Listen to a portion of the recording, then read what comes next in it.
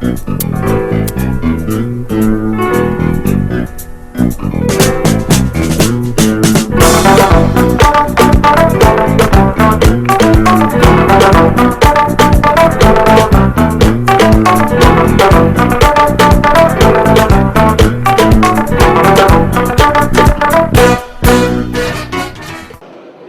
êtes à Bruxelles aujourd'hui, quelles sont les raisons? Merci. Je suis à Bruxelles pour achever un programme européen que j'avais établi il y a quelques mois de cela. Je veux être clair, c'est vrai qu'avant de venir ici, j'ai déclaré en Côte d'Ivoire ma candidature. Mais je ne suis pas venu ici dans le cadre de cette candidature. Je suis venu achever une campagne que j'ai commencée depuis quelques mois en ma qualité d'élu de la nation, campagne ayant trait ou touchant à la réconciliation nationale. J'ai toujours pensé qu'un peuple uni, rien ne peut lui résister. Les problèmes de la Côte d'Ivoire sont connus. C'est le chômage massif des jeunes. C'est la misère qui s'installe aujourd'hui. La concorde nationale mise à mal. La guerre est passée par là, avec tout ce que cela suppose comme effet corollaire. Aujourd'hui, je le dis et je l'assume, notre pays, notre peuple a besoin de se réconcilier. Et je dis aux Ivoiriens, partout où ils sont, la réconciliation, comme aimait dire Oufoué, par rapport pour la paix, la réconciliation ne peut pas être un vain mot, mais un comportement. Le comportement de chaque citoyen, de chaque Ivoirien, où qu'il se trouve. J'appelle donc les Ivoiriens de la diaspora, eux qui depuis des décennies côtoient d'autres civilisations, d'autres cultures, et bien d'apporter leur pierre à la reconstruction de ce pays-là par la réconciliation. C'est le message que je passe aux uns et aux autres. Et nous avons débattu en toute liberté, en toute quiétude, sur les mots qui minent notre société, et puis dans l'esprit de l'Ivoirien, l'esprit de fraternité. Et donc ça a été une belle réunion, et je voudrais saluer encore cet esprit-là, et souhaiter que chaque Ivoirien s'approprie la réconciliation, et qu'on se dise, c'est vrai, je ne nie pas qu'il y a eu des morts. D'ailleurs, je m'incline respectueusement devant la mémoire de ces milliers de morts. Mais il faut qu'on construise l'avenir des vivants. Il faut qu'on leur donne un cadre de vie qui leur permette de s'épanouir pour demain, pour nos enfants. Ça passe par nous réconcilier. Voilà un peu ce que je crois être la nécessité, l'urgence, et j'invite tous les Ivoiriens à se mettre dans cet esprit.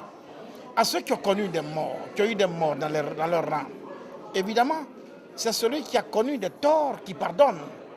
Il faut que chacun prédispose son cœur à aller au pardon. Et je dis, nous n'avons pas d'autre choix que de nous pardonner les uns les autres pour nous reconsidérer que notre appartenance à une seule nation, la Côte d'Ivoire, que nous devons sauver. C'est une nécessité absolue et chaque Ivoirien doit y participer. Vous venez de déclarer votre candidat hier et nous sommes heureux de vous avoir fraîchement candidat déclaré à la présidentielle d'octobre 2015 en Côte d'Ivoire. Monsieur Kwadjo Konan Bertin, quels sont les moyens matériels et humains que vous disposez pour prendre un tel engagement? Écoutez, il n'y a de richesse que d'hommes.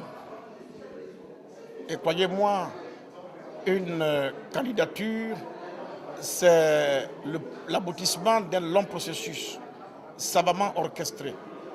Depuis les bancs de l'école, j'ai pensé que je vais faire de la politique et bâtir une carrière. Et j'ai compris que la carrière politique se construit d'abord avec les hommes.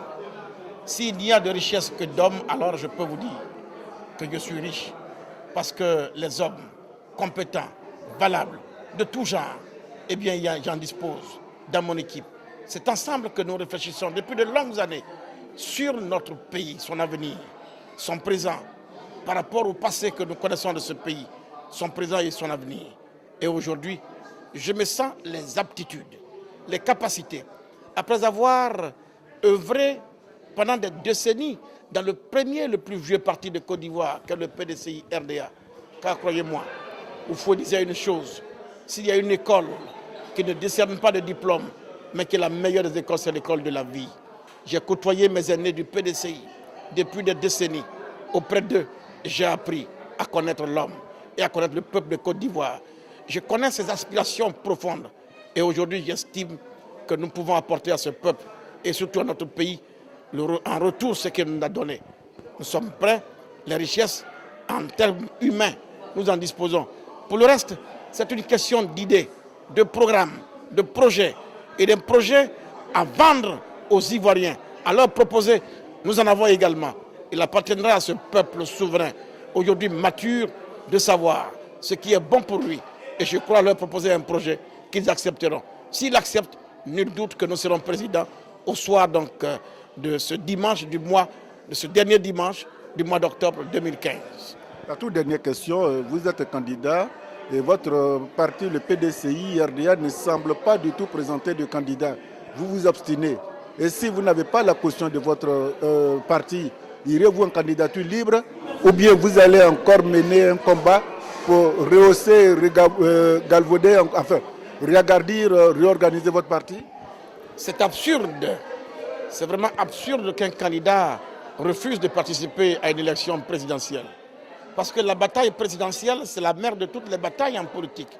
C'est autour de l'élection présidentielle que s'articulent toutes les activités d'un parti politique sur le quinquennat.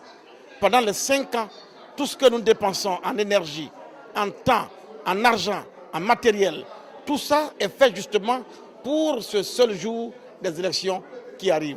Alors, comment on peut comprendre que nous ayons passé 5 années à investir notre temps, nos moyens sur le terrain pour attendre un événement et quand il arrive, et on s'abstient? C'est absurde.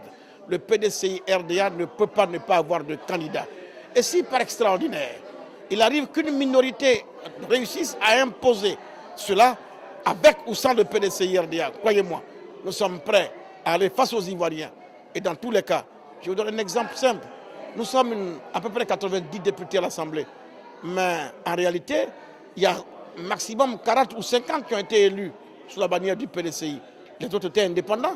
Après, ils ont rejoint nos rangs du PDCI RDA. Donc tout est possible, pourvu que ce soit dans l'intérêt des Ivoiriens et des seuls Ivoiriens. Merci bien, monsieur le député. C'est moi qui vous remercie.